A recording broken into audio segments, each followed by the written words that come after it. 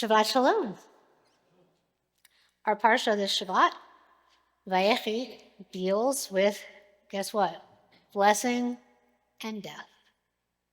As I always say, our Torah, it just tracks life as it unfolds.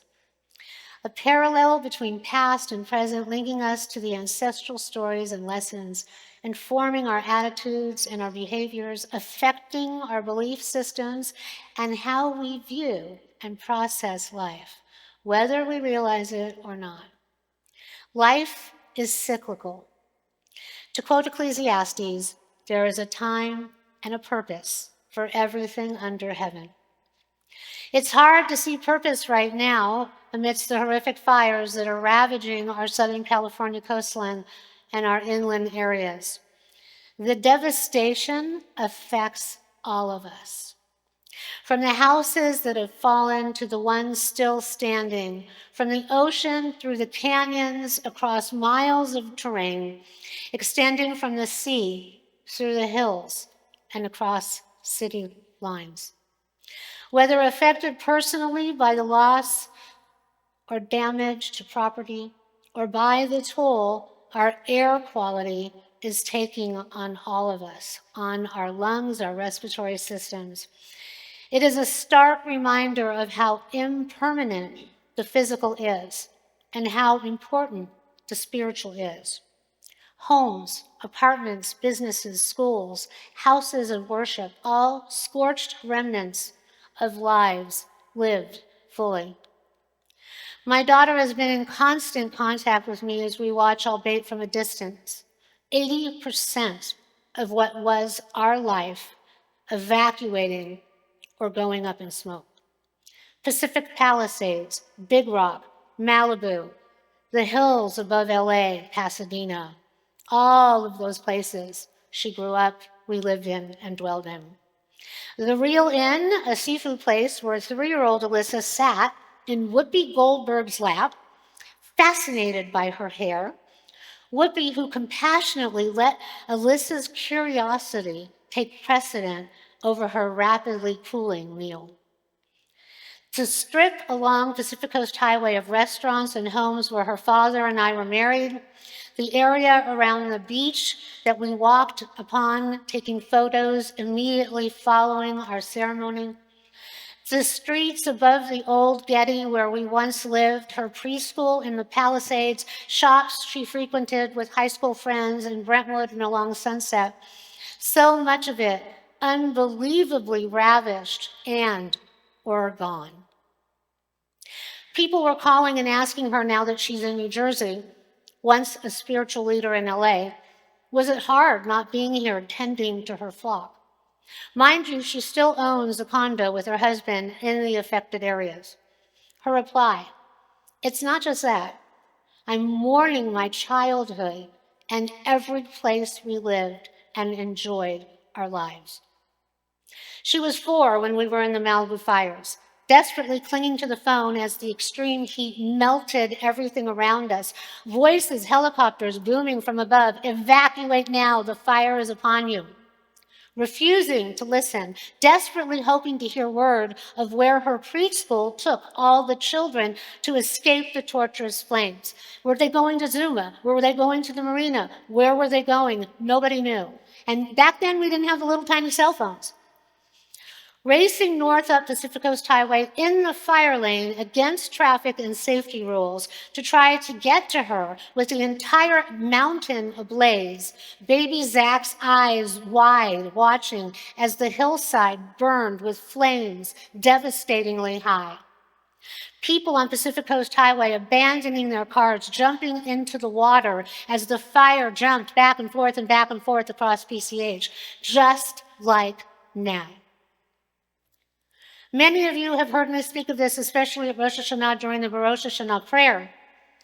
But as horrific as that was, it was nowhere near as catastrophic as this, wiping out so much that was there. Alyssa was so distraught. I told her that you are not just watching what was once your whole world go up in flames. You are processing what 4-year-old Alyssa experienced and what 35-year-old Alyssa is trying to comprehend. The flames will subside, the rains will come, and so too the mudslides. We lived through that. The devastation will continue, and make no mistake, some of the houses standing, as was ours, will be uninhabitable due to the smoke damage.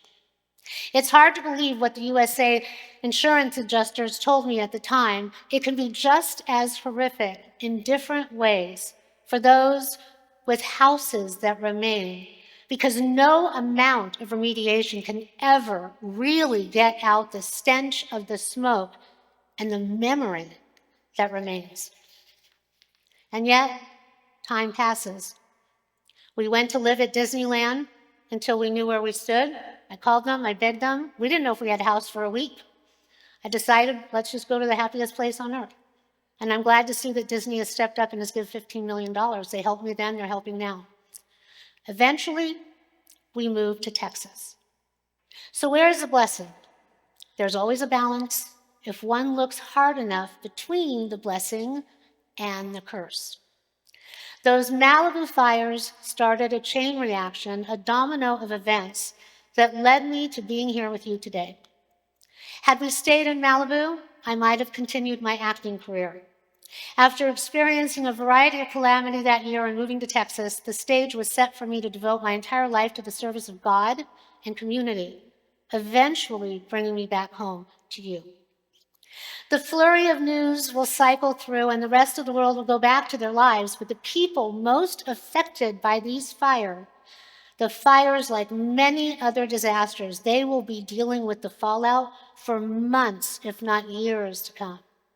We'll all go on, we'll go to plays, we'll go to movies, we'll go to concerts, we'll eat out, but they will be dealing with this long after the fires have subsided. So again, where is the blessing? Just like in the pandemic, people rallying to protect and preserve life, first responders, fire, police, government officials, neighbors, volunteers, and even you, praying today and bringing your donations, we are moved by our humanity to uphold life amidst such chaos, destruction, death, loss, physical and emotional. The blessing is there in life, and so too amidst the destruction and, yes, even the death. In order to rebuild, it is essential to look for and find the blessing and activate it. In our Parsha this Shabbat, Jacob prepares for his death, making his son Joseph swear to bury him in the cave at Machpelah. Many of us were there when we went to Israel. Jacob blesses Joseph's 2 sons and his own 12 sons, and then he dies. Jacob's sons bury him. The Parsha ends with Joseph's death. In it, we get the blessing that was recited over sons every Shabbat. A blessing given in death that continues to this day, ensuring the legacy and that the tradition will go on l'dor vador from generation to generation, the blessing of life. Death is inevitable. We are excruciatingly aware when we see that we have more days behind us than ahead. And yet, who's to say? Many lose lives fighting fire and other disasters. A long life is not guaranteed, but the quality of our life is, depending on how we choose to live it, as well as the blessing or the curse we receive here and beyond by how we treat one another and how we live. Do we adhere to the way of Torah? My son recently said that no matter what happens in life, the mistakes or the wrongs we have done, they are forgiven because we have devoted our lives to Adonai. We can only hope that this is true. You are here today observing Shabbat and online in our beautiful building, those of you here, while others in our area, even these houses of worship, have been scorched and or burnt to the ground. As the fires were unfolding, several of us were on a security training class examining how to protect our building and everyone in it, while just a few miles away, others were burning down. At Sukkot, we are meant to acknowledge and embrace the fragility of that which is physical and seemingly permanent, to appreciate the true value of that which is less tangible: family, friends, love, Adonai.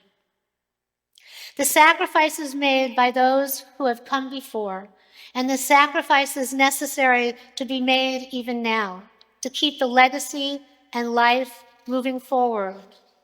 It's hard to move forward when we are stuck in the past. God disturbs us out of our complacency. My husband keeps saying Alyssa and I are reliving our fire through this one. We never move 100% beyond anything. We carry our pain and our devastating moments with us, always, along with our joyous ones. It's important to remember when we are all challenged, when we are hurt, when we are suffering, that yes, blessing is there. Within it is a little kernel of hope amidst the sorrow to rebuild again. May those immediately affected by the fires find strength and purpose to rebuild not only their physical dwellings, but their lives. And let us all learn alongside them in this moment to continue to donate necessities long after the embers have cooled, because the need will still be there to support one another and to lift each other up. And to remember that the only thing truly permanent in life is our relationships with ourselves, how we behave, our relationships with others, and our relationship with spirituality and God. May we not get complacent. May we not take anything or anyone for granted. That is what the Malibu fires taught me in 1993 and reinforces today. Pursuit of the spiritual, of service, and the furtherance of love and light. This is our mission here on earth, propagating blessing while dealing with death and loss and destruction and sorrow, and finding the way every day, moment to moment, to honor life. May God bless the families in need, all of us as we go through this Shabbat and beyond, all of the people who are struggling so to fight these fires and put them out, the volunteers who are there on the front lines, everyone involved. And let us not take anything for granted. Ken Yehi Ratzon, may it be God's will. Shabbat Shalom.